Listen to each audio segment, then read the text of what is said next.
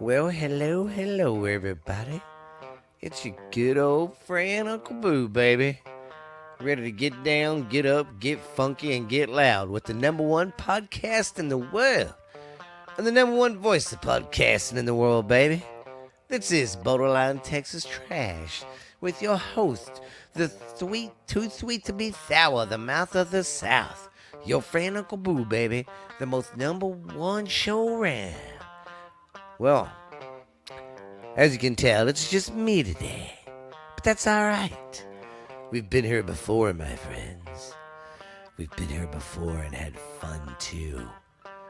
Anyways, while I'm creeping you guys out. No, it's just me today. Ashley's a bit under the weather. Usually we do this on Wednesdays, but last night she came over and I was pretty sick. So we didn't record.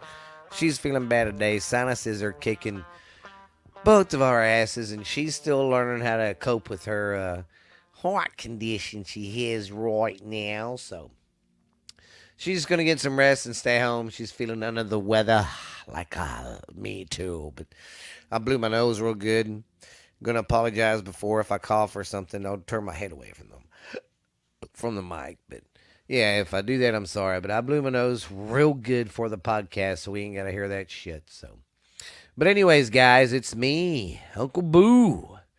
But yeah, it's been a good week. It's been hell, I'll tell you. Fuck. I just say depression's a motherfucker.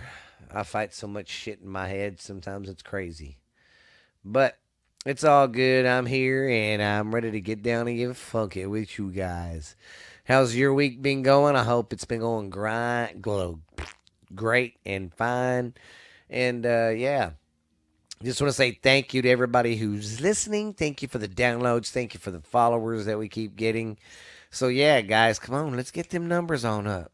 What do you say, man? Come on. But yeah, you guys are great, man. Y'all just don't understand how cool and kick ass it just makes me feel about, I do this podcast and I get heard around the world. It's crazy. And I thank you guys for that. Well, before I get into the news and all that, of course, was it last week? Yeah, last week she passed away after we cut the podcast. Oh, Queen Elizabeth passed away, man. She was 93 though. She lived a long life. I just hope to make it to 63, maybe 68. I got to at least make it to 68. But anyways, yeah, man, she passed away. I believe it was Friday. So yeah, it was a kind of probably a bummer over there in England and London and all that. So, and I got a question to all my Canadian listeners. Fill me in. Let me know. Does London and England and all that still have some ties to Canada or what? I mean, I'm not for sure. But I've seen where Canada is making someday a national holiday for Queen Elizabeth or something. So I was just wondering. Fill me in, though, my Canadian fans. Tell me. Because I don't know too much about the Canadian history. I guess I should try to learn about it more, huh? And some of you other guys. Yeah, and you other guys out there around the world, hook us up. Look me up on Facebook, and we'll chat there, too, man. But anyways, today we got a good show. We're going to go over the stupid news, of course. Then we're going to go talk to Uncle Dickie. And then we're going to go over our college picks for the week. And then we're going to go to a scary story. Since it's close to Halloween, we're not doing the back in time stuff right now. We're going to put a halt on that and do some scary stories. So I got a scary story today for you to tell you. And then I got a little mob story about Little Nicky from the crime family in Philly. So it should be a great one. You guys tune in and do not tune out. And sit back, relax, and buckle that seatbelt in. Strap in to take a break from reality. Yay. All right, guys. Let's get this show on the road. What do you say? Okay, on stupid news we have a guy from Brock, Texas shot a monster 20-foot long 1,650-pound alligator in Africa. Yeah, it was one of the I think it was one of the Nile crocs or something. But it was a big old bastard. I guess he went on a hunting trip, and at the end of his hunt, he shot this big old mother lover. That's crazy. Why do you have to go all the way to Africa? That's what I don't get. There's pretty enough alligators in Canada. Canada, there ain't no alligators in Canada. In the United States, especially down there in the South. I don't come across them, but you get down there towards the Texas, Louisiana border down that way, you'll see the gators, but not up here where I live. All right, number two story. In Poland, a vampire female skeleton was found. These college kids were out doing their archaeology stuff and stumbled upon them. And why they say it was a vampire is because she had her two molars were kind of enlarged. And of course, back then, anytime your teeth were like that or something, or if you was different, you was a witch or or a vampire or something. So, anyways, another reason why they know it is because the chest was, of course, decomposed and gone. All that was left was like the metal that was on the casket, and there was a lock on it. And then, what was it? There was something else they found, and then they found a sickle sitting by the where the headstone would be. So in case he came back alive and somebody was there, they'd chop the head off because that's what they'd do. If they thought you was a vampire. Oh, and don't I forgot this. Before they killed him with the stake to the heart, they burned them at the stake. And then after they burned them, then they put the stake through the heart. Yeah, ain't that fucked up? Yeah, they thought they were vampires because it was different. It was just because, she had crooked ass teeth. Crazy. If that's the case, Arkansas must be full of fucking vampires. I'm just kidding, Arkansas. I'm giving you a break, man. I'm just busting your balls. All right. Then we have an Ohio man. A tree trimmer, is going to survive after 20,000 bee stings. Yes, I said that right, ladies and gentlemen. 20,000 bee stings. He said it felt like a porcupine after it happened. Well, because bees leave their stinger in you when they sting you. And then they go off and die. So that means 20,000 bees died the other day after they stung this poor man. Yeah, he was doing some tree work. He was one of them landscaper dudes trimming a property. And yeah, right there, got a hold of a big old bee's nest and it stung him that many times. He's going to live, but his face was fucking swollen. Dude, it was huge. Yeah, go check it out. It looks crazy. And then we have a Missouri man. Oh, this one's funny. A Missouri man carved out a huge pumpkin that was 846 pounds. He carved the inside out of it. Then he's using it as a boat, and he's going to paddle down the Missouri River to break the world record. Yeah. Number one, that's pretty freaking swift. And you got to have a lot of time to carve out a pumpkin that big. And once again, the people just sit around thinking about, let's see what's stupid in the Guinness book. We're going to see what we can break. I mean, I would never thought of anything like that to do. So kudos to you, though, man. Kudos to you. All right, then we have our last story, which is pretty cool. Well, in the Toy Hall of Fame, which I didn't know they had, but every year they have inductees that go in. Well, this year, the nominees are Bingo. It came out in the 1920s. Settlers of Catan. It came out in 1995. It's a board game. Phase 10. It came out in 1992, and it is the second best card game seller. Then we have Light Bright. Who remembers them Light Bright motherfuckers? Had the big old light, and then you'd have that black screen, and you'd put them colored little pegs in it and make designs, make shit. And then we have the Masters of the Universe started coming out. He-Man, Skeletor, all them guys. And remember Pound Puppies? I do. And then a Spirograph. That's that thing, if you remember, it came out in the 70s. Or they still sold them in the 80s. They still sell them now because I got my daughter one year for Christmas. But, yeah, it's that circle and it has your stick a pencil in it and you stick it and make designs and it twirls or it does like a circle and does different shit. Yeah, it's pretty cool. That's going to be one of the finalists in the spinning top. Yeah, that's one of the world's oldest fucking toys. Can you imagine everybody out there imagine?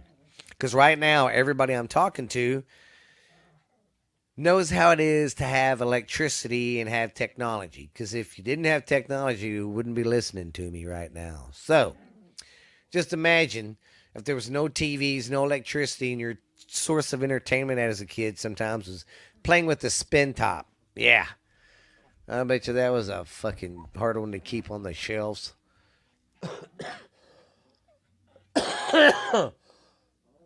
Like I said, guys, I just been over being sick for 2 fucking days, so just bear with me, ma'am. Hope I don't sound too stopped up. But I guess I'm gonna slide on over here and we're gonna go see what Uncle Dickie's doing. What do you say, baby? Well, hello, everybody. How's everybody doing out there in the old podcast land? This is your good old friend Uncle Dickie, baby, and I'm here to get down and get loud. So, this is the most recognizable voice in the podcasting world today. Just give me a minute, guys. I'm trying to clear my voice up. It's sounding too foggy. There we go, babies, right there. All right. Well, anyways, baby, this is indeed the greatest voice in the podcasting world today. This is your friend and mine, Uncle Dickie, baby. How is everybody doing today? I hope everybody's having a scrumptious time. And I think I've got this volume part worked out pretty good right here. Indeed, babies. Oh, but it's been a great week. I cannot complain. It's been good over here.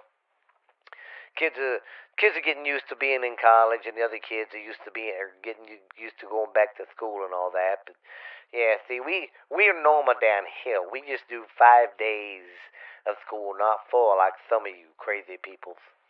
But yeah, it's been going good. But cuz my Tigers, they lost that important game that night on national television, brother. Ugh. But it's going to be all right, like I said. We're going to bounce back, and the LSU Tigers will be awesome again. Again. But yeah, it was a good old week in the old game of the college foosball. My team didn't play; they was off. Of course, my LSU Tigers are 1-1, but they're gonna bounce back, baby, and they're gonna be good for everybody to see. But it's all good. Well, I can't complain about the weather. The weather's been real nice down here, and and and and it's just a fun old good time. But we had a big old shindig party when the Tigers had that national televised game on on TV that week. So we had a big old shindig. It was disappointing at the end, but god dang, we lost by a point. And then I see my cousins Longhorns did pretty good this weekend, even though they lost by a point. They almost beat #1 Alabama. I got that pick wrong. I picked Texas, but anyways, as I digress. Yeah, I hope everybody out there is doing great. Just want to say thank you for listening, and you guys are the best. But I really don't have anything jobbled up today, but I know this week LSU is playing Mississippi State, I believe, or Mississippi. But in either one, I'm picking LSU Tigers on that one, cuz, so you can jot me down for that one. But it's going great down here. We're gonna start getting ready for the fall weather. Business will climb down some a little bit, but not a whole lot. But it'll climb down some. We won't have that good old summer crowd anymore. But it's okay. I'm ready to relax and enjoy this winter and have a good old Halloween and Christmas and Thanksgiving and a New Year's and start this new year off. Great. I'm ready for next year. I don't know why. I think it's gonna be good. But I hope everybody out there has been having a great week. But like I said, I don't really have nothing set up for you. But what I'll do is I'll start looking up for some scary stories that we have down here. Some of our creatures, some of our creatures of the night. We will check them out. But you guys be good, be real. This is the most recognizable voice in the podcasting world today. This is your friend and mine, Uncle Dickie, baby. Telling you to get down, get funky, and be loud all night long. Get funky like a monkey. We'll see you later, you little frisky frillies. Bye. It helps if I turn my mic on. Yeah. Well, I hope y'all enjoyed Uncle Dickie Ricky there. He's a good old cat. He means well. Crazy old cuss. All right, guys, we're going to go over the college pick'ems. Okay, last week, me and Ashley and Uncle Dickie sucked. We had a lot of upsets. Last weekend, we went 12-7, 12-7, all of us.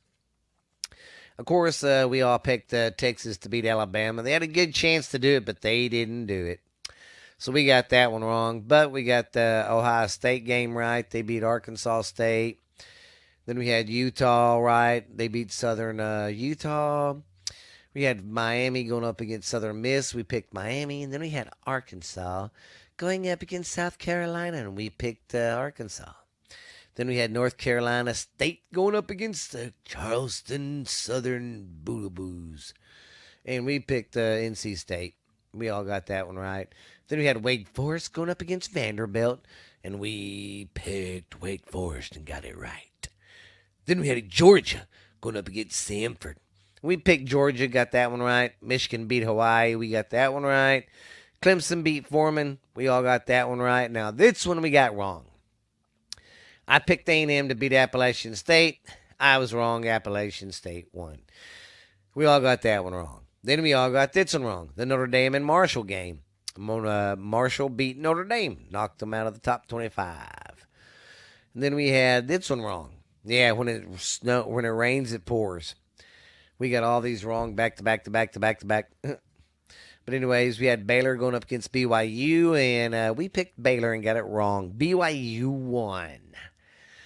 And then we picked USC right. They beat Stanford. And then we picked this one wrong. Arizona State lost to Oklahoma State. Son of a gun. Then we had Kentucky going up against Florida. We all picked Florida, and we fucking lost that one too. Yeah. Well, that was last week's. That's what happened. So like I said, last week we was 12-7. The week before we was like, I don't know. I'll have to go back and look, but our record was better. So maybe this week will be better for us.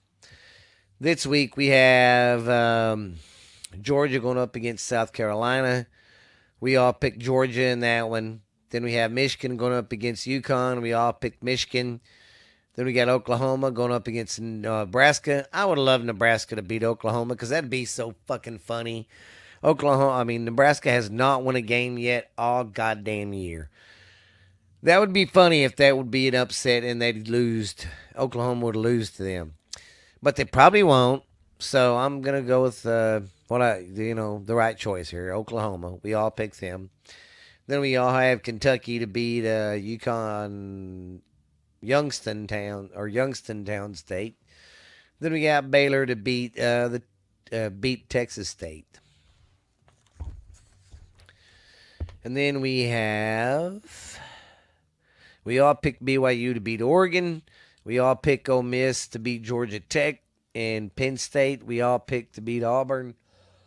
Because even though Auburn's an SEC team, they kind of still suck.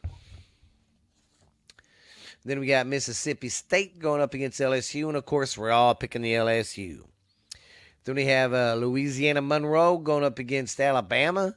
We all picked Alabama. And then we have Ohio State going up against Toledo. We all picked Ohio State. Oklahoma State's going up against Arkansas, Penn Bluff State or whatever. We all picked Oklahoma State. Then we have Missouri State going up against Arkansas. We all picked Arkansas. And then we have Acorn going up against Tennessee. And we are all picking Tennessee. Then we have NC State going up against Texas Tech. And we are going to go with the Wolfpack on that one. Yeah, I don't think they're going to win that one. Tech won't. Then we have Michigan State. All right, then we have Michigan State going up against Washington. We all picked Michigan State. We all picked Florida over South Florida. We all picked Pittsburgh over Western Michigan. We all are picking Clemson over Louisiana Tech, and we are all picking Texas over UTS of the A. And I don't know why I did that. It sounded so weird. And we We're all picking Miami to go down to A&M and beat their ass because that'd be funny. And then we have Utah going up against San Diego State. We're all picking Utah. USC is going up against Fresno State, and we all picked USC. All right, Chevronis. That wraps up our picky wiki wikis. Na, getting jiggy with it. Okay, what do we got next on the agenda, fellas and sorry, my mic cord's getting in the goddamn way and it's pissing me off. All right, we're gonna tell a little scary story here, because it is that time of year.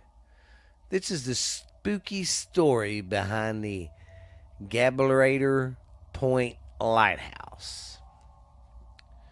One of the oldest buildings in this city is home to an eerie local lore about a murdered 19th century lighthouse keeper. Now and then explores these stories behind Toronto's historical plagues, and anyone who grew up in the Toronto remembers the lighthouse ghost story. So, any of my fans in Toronto, tell me about the old lighthouse ghost story. It was a highlight of the student field trips to the island school, and could give you shivers even on the warmest day. And now that the island park is open again for the summer, a new generation of Toronto kids can learn the spooky story of its not so. I'm going to have to get my other glasses real quick. I keep forgetting when I start the podcast and to put my bifocals on, but I always mother loving forget.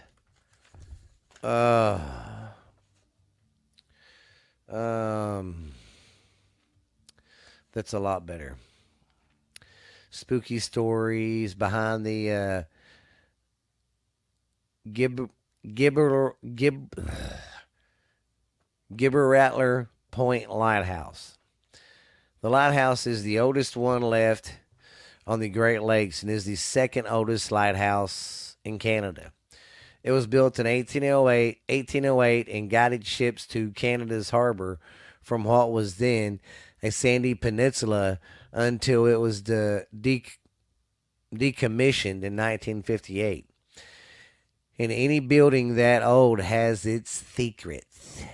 The lighthouse was there during the Battle of York in 1813 when American ships invaded the town of York, which culminated with the burning of the Parliament buildings. The British retaliated later in the War of 1812 and burnt the White House down. During the war, the first lighthouse keeper, J.P. Redemuller, a German immigrant to Upper Canada, kept watch at the point for many ships and friendly vessels returning as safe harbor. But he did not live to see the end of the war. The lighthouse keeper disappeared under mysterious circumstances on January the 2nd of 1815. The story goes that he was murdered by two soldiers who had been enjoying his homemade brew. Versions of the story. I hate it when they do that. Versions of the story. You got to be kidding me. Okay, versions of the story are differ slightly, but most agree that the random Mueller was killed in the night house he was killed that night and his dismembered by the killers. Sorry about that. He was dismembered by the killers who burned his body in a few graves and who buried his body in a few graves near the lighthouse. His ghost is said to haunt the site. Let's see what this other story says.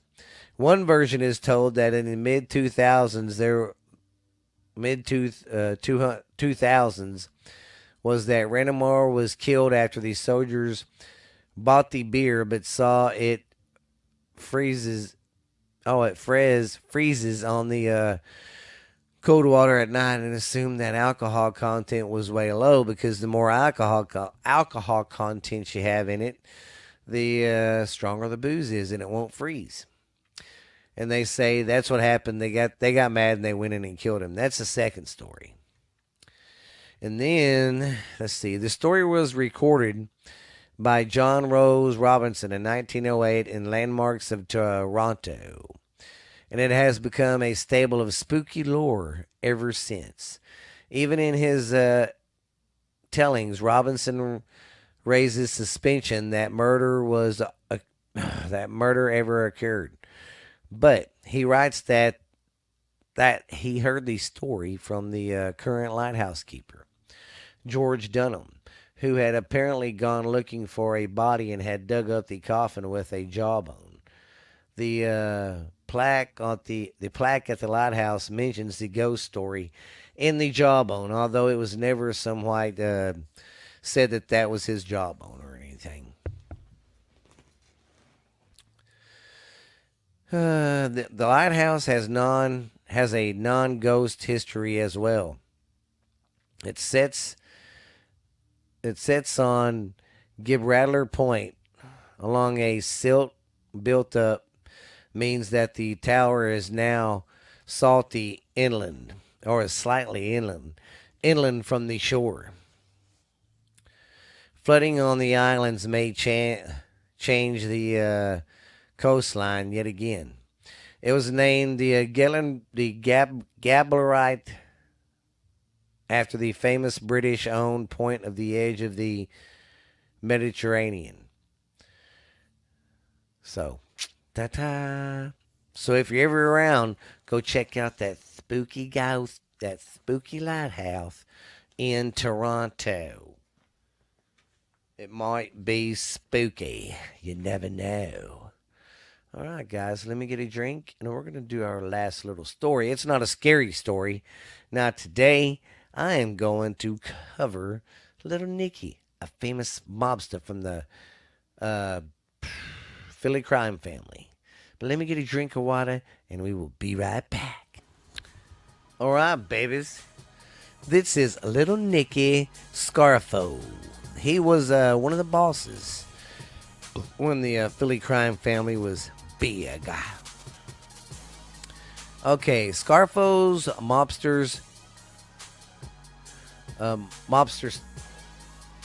stuff include. Okay, never mind. That's in the goddamn photo. I didn't edit that good enough. All right, here we go. When Nakamito Scarfo became boss. Sorry if I fucked that guy's name up, but it's Italian and I'm not good with that. I'm not good at fucking spelling, so. Anyways, when he became the crime boss, he wanted to unify the crime family in the area and dreamed of running a smooth criminal empire. He soon installed a street tax on Philadelphia, South Jersey criminals, although financially extorting criminals is a common mafia racket. It was somewhat an alien practice in Philadelphia. Enforced by soldiers and associates of the family, the taxes was paid by criminals working independently from the mafia. Criminals such as drug dealers, book dealers, loan sharks, pimps, and and numbers of runners operating in the territory that Scarfo deemed his own were forced to pay his street tax weekly, not monthly, weekly.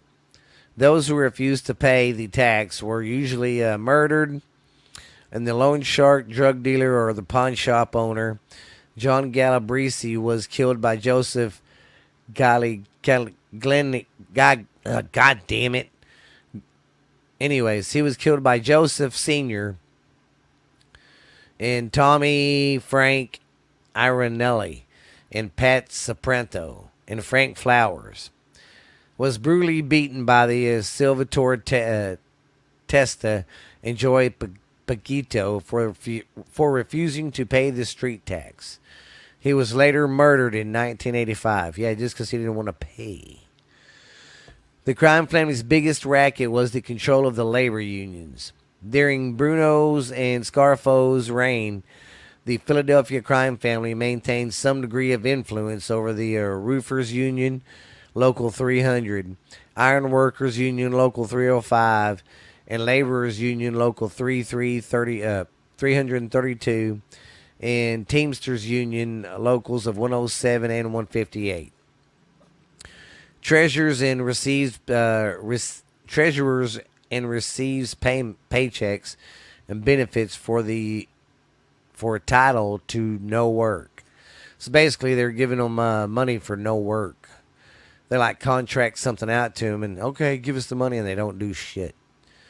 Scarfo also got the crime family heavily involved in methamphetamine trafficking, which was the drug of choice in Philadelphia, South Jersey area. At first, the family extorted money in local meth dealers when Greek American gangsters Chiliasis Barsas, boss of the Philadelphia Greek mob, began intruding on the meth trade in Philly and refused to pay Scarfo's street tax. Scarfo had him killed, although the Philadelphia Greek mob excuse me, has long been a close ally and partner with the Philadelphia Italian crime family.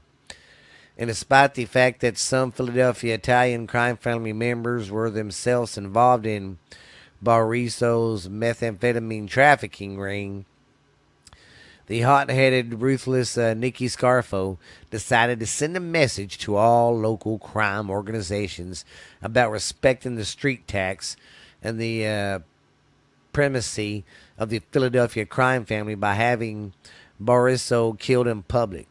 Barriso was eating dinner with his girlfriend, friends, and Scarfo's soldiers, Raymond Martorano, when a hit team ambushed and killed Bruce Bruos and his girlfriend.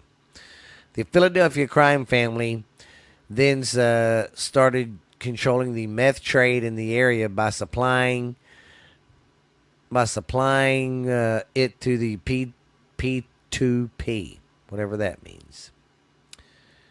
Okay, where are you gonna stop at? I hate it when they do that.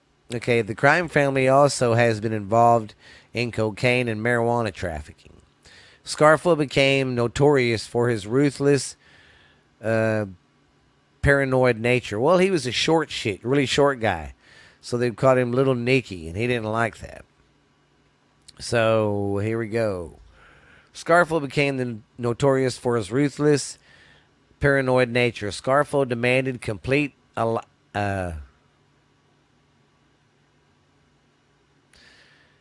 loyalty to him and ordered people to murder over signs of disrespect. So basically, if you just looked at him wrong, oh, that motherfucker disrespected me, kill him.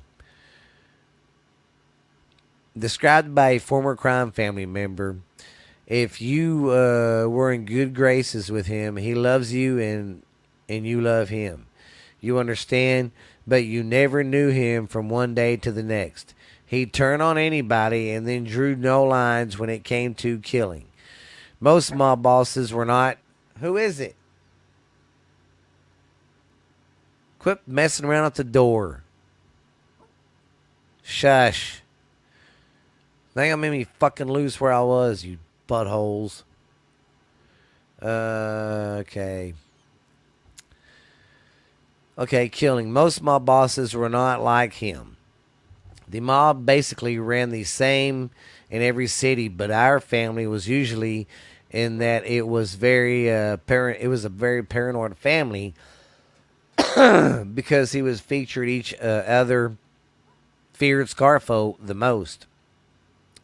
He held grudges. If you did not say hello to him 20 years ago, He never forgot, and he used to say, I'm like the turtle, I can get there. Oh, I'm like that turtle, I can get there. You know, we were the best of friends. He believed in me and I believed in him, but he was very, very paranoid. He betrayed himself and his own nephew turned on him. Wow, that's what happens in that mobster life. Quit. Soon after his promotion to boss, the number of organized crime related murders escalated in the 1980s. Philadelphia mobster turned government witness Nicholas Carmandia described Scarfa's violent nature in a 2001 interview. Scarfa was a cowboy. He did not want a guy taken in house and shot easily in the back of the head. He wanted it outside in broad daylight with millions of people around, restaurants, funeral homes, anywhere. Then it gets written up in the papers and it puts fear in the people. He loved that cowboy stuff. Scarfa had recently in, inducted member Pat the Cat Sparta, murdered in 1983 during the Ricabonier War.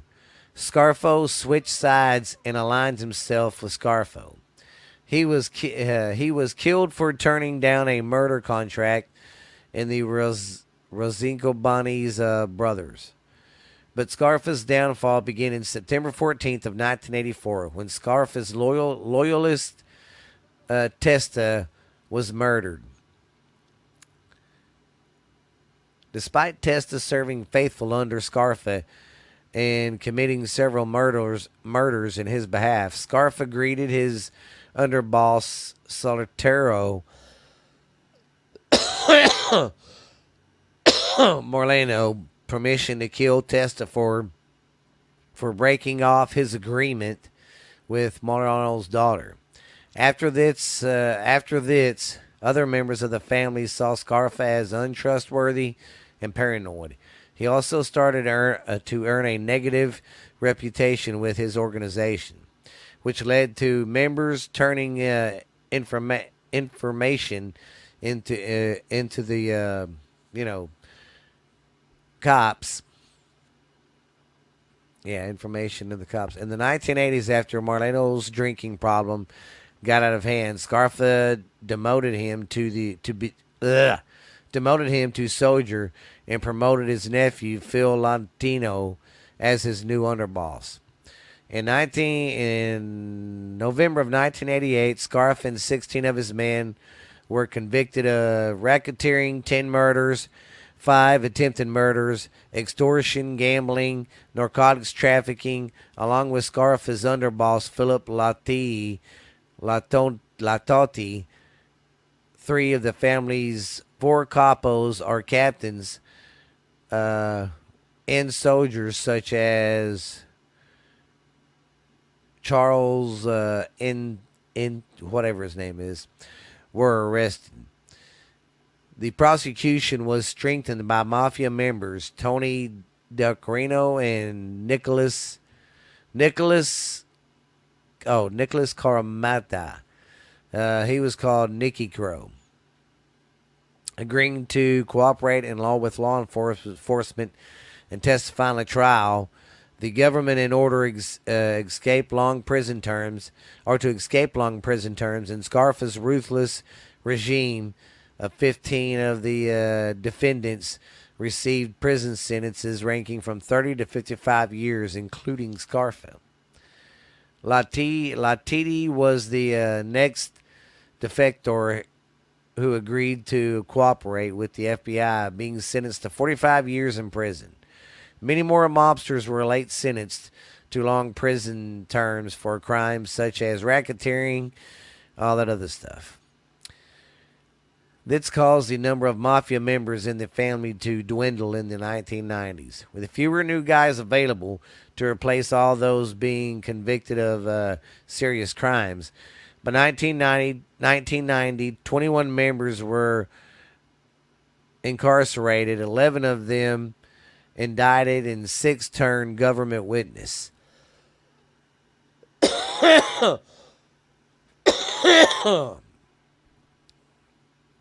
Oh, sorry about that. Turned government.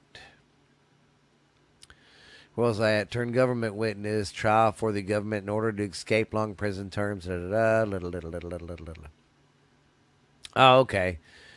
The Pennsylvania Crime Commission reported that only 24 members were free and not facing criminal charges.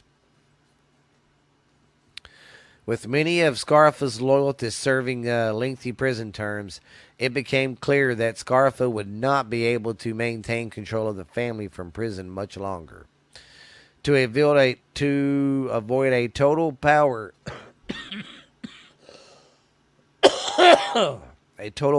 vacuum in the family, Sicilian-born mobster John Staffa helped run the family for Scarfa with the support and endorsement of the Gambino crime family in New York. Staffa was named boss of Philadelphia crime family in 1991. The New York Mafia's intrusion into the Philadelphia Mafia affairs was not well received by many of the younger Philadelphia-born mobsters in the Philadelphia Marlino, who saw Santa Fe as an outsider who had not worked its way up to the organization due to the being imprisoned during the entire Scarfo era.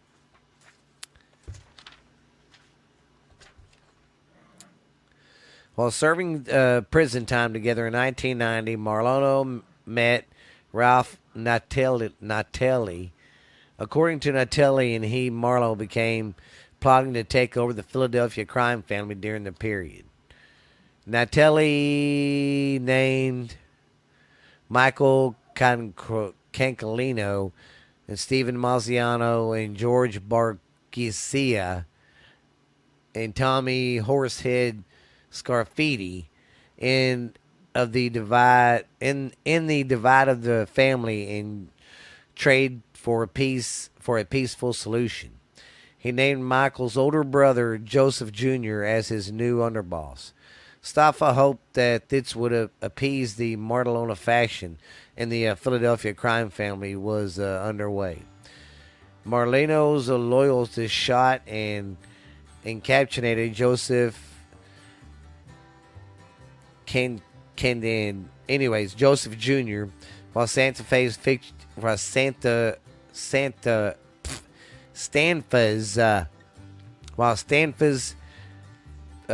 faction killed Michael Gaglina. They continued attacking each other for months, including a freeway ambush. Staffa survived in several failed attempts in Marlino's life. The Staffa's faction was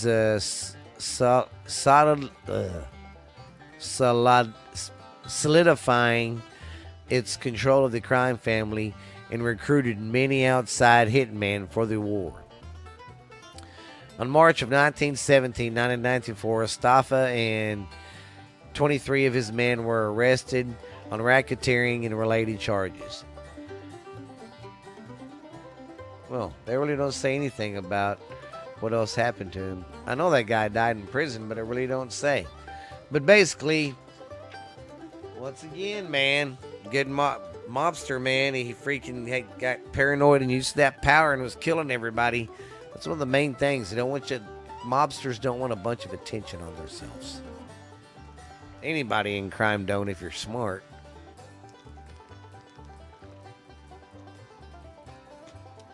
Well, I hope I didn't fuck that up too much, guys, but hope you liked the show today.